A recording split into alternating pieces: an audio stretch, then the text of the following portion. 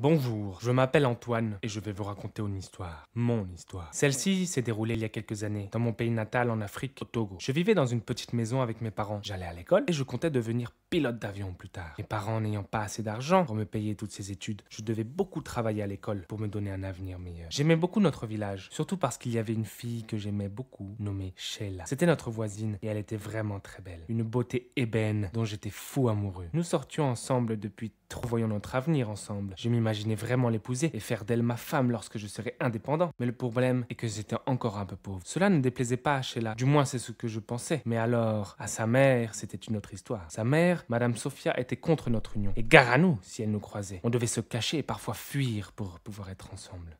Cette situation nous rendait malheureux. Je travaillais dur au lycée et bientôt je fus sélectionné pour obtenir une bourse d'études vers le Canada. J'attendais d'avoir une réponse positive avant de le dire à tout le monde. Un jour, je remarquai un homme d'un certain âge qui apportait à Sheila de nombreux cadeaux. Il venait de la ville, d'après ce que j'en savais. Au début, elle me disait que c'était son oncle et très vite, la rumeur se répandit. Sheila serait en fait la petite amie du monsieur. Je décidai d'avoir une conversation avec elle, le concernant. Mais sa mère vint à ma rencontre et me dit que sa fille avait trouvé un homme, un vrai, pour s'occuper d'elle et pas un bon à rien comme moi. J'étais dévasté. Sheila ne faisait plus qu'à de moi et vivait son nouvel amour devant mes yeux. Elle me quittait tout simplement parce que j'étais un garçon pauvre. Complètement déboussolé, je décidai de tout faire pour réussir dans mes études et avoir ma bourse. Quelques semaines plus tard, je reçus les résultats. J'avais obtenu une bourse pour les études au Canada. Je pouvais enfin aller loin de Sheila et de son amant, loin de tout ce qui me faisait souffrir, aller vers un avenir meilleur. Mes parents organisèrent une fête et tout le village fut invité. Tout le monde vient pour me féliciter. Je me dis que cela devait changer le regard des gens à mon égard. Après tout, j'étais devenu un peu comme une star. Enfin, un bon parti presque. Un jour, alors qu'on était tranquillement à la maison avec mon père, Madame Sophia vint et d'un ton menaçant me dit que sa fille Sheila était enceinte de moi et que je devais alors prendre mes responsabilités et l'épouser et l'amener avec moi en étranger. J'étais complètement étonné. Cela faisait des mois que nous ne nous fréquentions plus. C'était impossible que je sois le père de son enfant. J'ai alors exigé que Sheila aille faire une datation de sa grossesse. Et donc, selon les résultats, il s'avéra que Sheila était en fait enceinte de 2 mois et je ne pouvais être son père.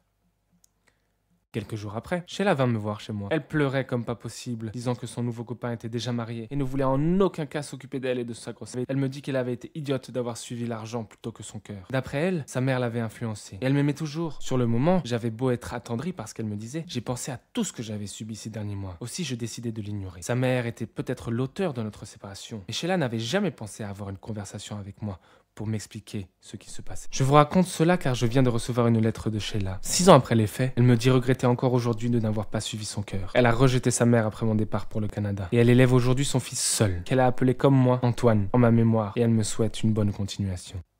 Vous me direz qu'ai-je répondu? Pour tout vous dire, j'ai jeté la lettre à la poubelle après l'avoir fait lire par ma femme. Car oui, aujourd'hui, j'ai une femme, je serai bientôt pilote et j'ai également 2 petites filles que j'aime plus pour moi, Sheila, ceux de l'histoire ancienne. Alors un conseil les filles, si vous voulez réussir votre vie, suivez votre cœur et non pas l'argent. Merci à vous d'avoir écouté mon histoire. N'oubliez pas de vous abonner à ma chaîne et liker. À très bientôt pour de nouvelles vidéos.